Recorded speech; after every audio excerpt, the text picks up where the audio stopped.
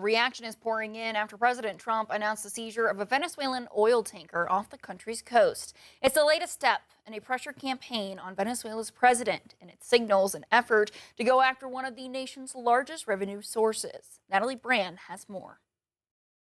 The Trump administration released dramatic video of members of an elite U.S. Coast Guard unit rappelling from a helicopter to board and seize an oil tanker just after it left a Venezuelan port Wednesday. It was seized for a very good reason. The Justice Department alleged the tanker was used to transport sanctioned oil from Venezuela and Iran, saying for years it's been sanctioned due to involvement in an illicit oil shipping network supporting foreign terrorist organizations. What happens to the oil on this ship? Well, we keep it, I guess. This seizure marks an escalation in a pressure campaign against Venezuelan President Nicolas Maduro's regime.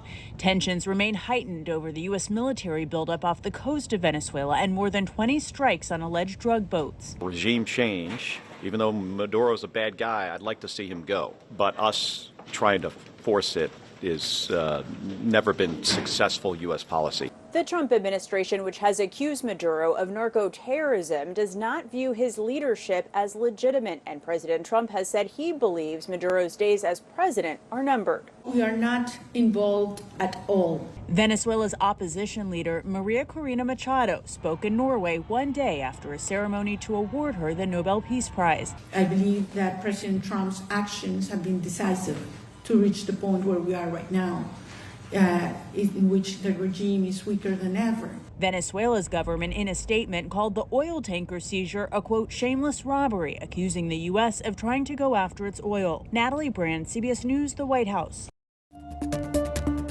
Well, two teens who were among 9 suspects charged with capital murder and the death of a Rogers man in March have had their charges reduced. 16-year-olds Amy and Jordan Mandujano had been charged with capital murder and engaging in violent criminal group activity.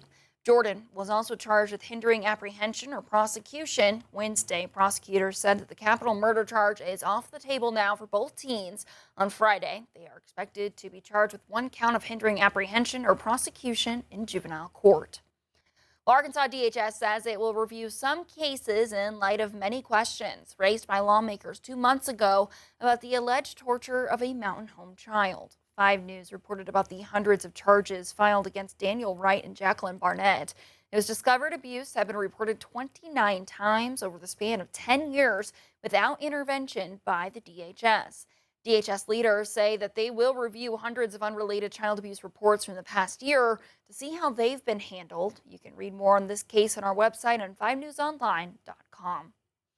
A Huntsville student is recovering after school leaders say they were hit by a vehicle while getting off of a school bus. Superintendent Jay Chalk shared a statement on social media stating that a child was hit while getting off of the bus and received medical care. The district says it's unable to share additional details. It's unclear how serious the student's injuries are. We will, of course, keep you updated. Now we go to video of an Ozark school. Leaders are sharing that shows a student nearly got hit by a car illegally driving past a stopped school bus. This is video. Superintendent Zane Vanderpool says a bus captured on Monday. You see a student walk around the front of the bus after getting off, and then a white car flying past on the shoulder of the road. The district wants to find out who that driver is. The superintendent is reminding drivers to watch for school buses and follow the law. Some holiday traditions are not always adaptable to those with physical disabilities, but going the extra mile to include everyone makes for some special memories. Parker Brown tells us how one Santa did just that. Kids who are deaf or hard of hearing experience the world and the holiday season differently. South Dakota Services for the Deaf outreach consultant Katie Jensen was born deaf, but didn't grow up signing. She's happy to see more access to Christmas events that she didn't have back then, and excited for what it can do to build them up. So SDSD and South Dakota Drop, we love hosting events because maybe the kid is the only kid at their school that is deaf or hard of hearing. So they're able to come here and see kids that are the same and make different connections with these kids. In the second year doing the event, staff say it's about more than taking pictures with Santa, doing crafts, sharing a meal, or having story time. Christmas is coming soon. It's about making the joy of the holidays accessible and letting them know that they're not alone. The kids love it. Oh gosh, there's a list of favorite things. When I could see the kids' eyes light up when they see me signing and they just can't hardly believe it. And also the kids would come up and sit on my lap and we would get to take a lot of different pictures, and then I would notice that the kids would come up to me again and again and again just to talk with me.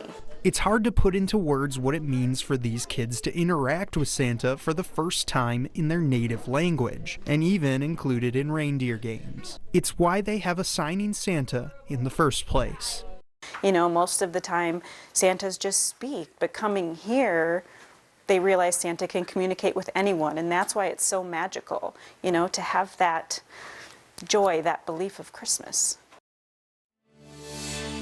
Well, we got 2 weeks still until Christmas, and you've got less than a week of shopping for shipping left. The Postal Service says you need to send packages by next Wednesday to get them delivered before the holiday.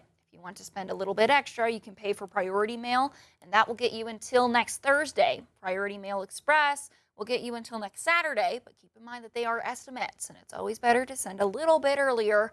You can also allow an extra day or two for items going outside of the continental U.S. We want to remind you now to help us spread warmth this holiday season through our A Coat for Christmas drive. We're collecting warm coats to benefit the Salvation Army of Northwest Arkansas and the River Valley. Drop-off sites are at Mathis Brothers Sleep Store in Fort Smith, Lazy Boy in Springdale, and both Ashley Furniture Stores in Fort Smith and Rogers.